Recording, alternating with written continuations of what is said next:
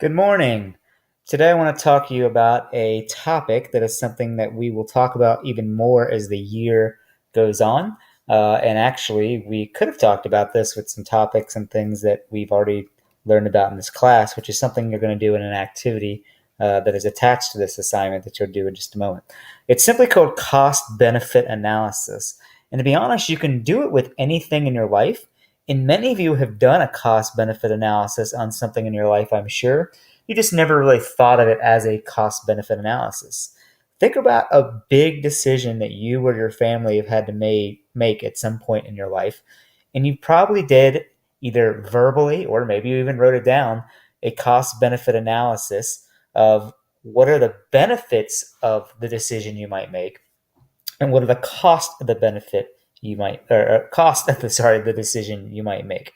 Now, historically, people and civilizations have done this all the time. Decision makers, presidents, even world leaders have to make decisions all the time and think about the benefits and the cost of those decisions. And that's where we're going to talk about this in the context of history in a moment. But first, to give you an example of what you're going to do here in a minute, I gave you an example of my own on the screen you see here, and I gave the scenario of my. This is an own real scenario. Um, Basically, 6 years ago, I had to decide would I stay in Mulberry and teach fourth grade language arts and social studies, or would I decide to move on and teach at the junior high? So I had to weigh the cost and benefits of that decision. So of course I made the decision to move to the junior high. So if you look at my chart here, I weighed the benefits and the cost of leaving Mulberry. So some of the benefits I noted were that I got to teach, or now I get to teach one subject that I really enjoy because I really enjoy social studies. I get to now work with kids who are able to discuss material at a higher level. Back when you were in fourth grade, I'm teaching you what a river is, but now we can talk about how the river matters. Um, Teaching one subject effectively. Instead of teaching two subjects, I could focus on teaching one subject effectively. And finally, there are other teachers in the seventh grade, such as Mr. Volman, Mr. Greenwell, Mr. Fitzhugh, who I get to discuss things with, and we come up with ideas, and we get to share what we think will work when we teach things. So something I didn't have at Mulberry. The cost of my decision, of course, is I've lost work relationships with colleagues that I was very close to. I still talk to those people, but just don't get to work with them closely. One cost is when I worked at Mulberry, I got to sleep in quite a bit more because we didn't start till much later. There was a great staff, worked with a lot of great people.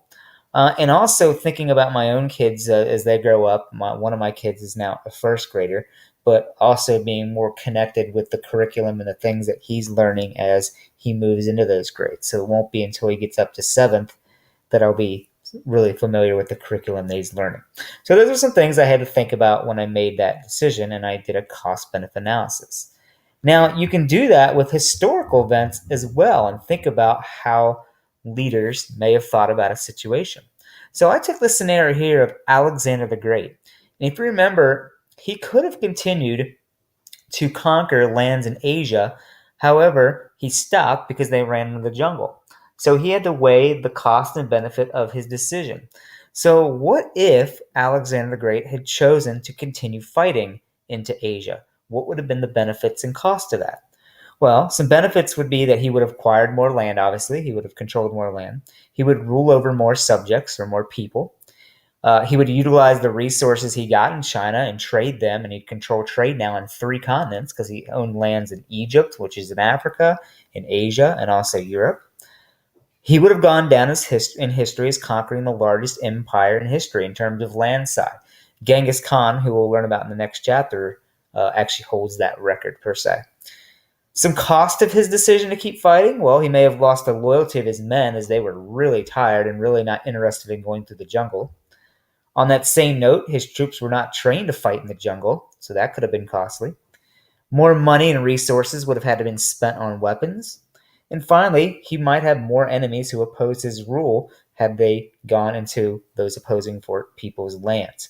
So there are definitely costs and benefits that world leaders have to consider when they make decisions. So what's going to happen is after this video closes out, you're going to go back to Google Classroom and you're going to find the cost benefit activity. And you're going to see a similar document to what you see here. And you're going to be given some scenarios, some things that we've talked about in this class, and consider what would be the cost and benefits of those decisions. So just as you saw me do in this document, I want you to attempt the same thing. If there's a scenario it gives you that you don't remember the background or exactly what happened in that particular point in history, you can always go back and look and do a little Google research, of course. But I think most of the scenarios I've given you are things that you'll be able to remember in general from things that we studied. So have at it and see if you can come up with some good costs and benefits to decisions. Good luck.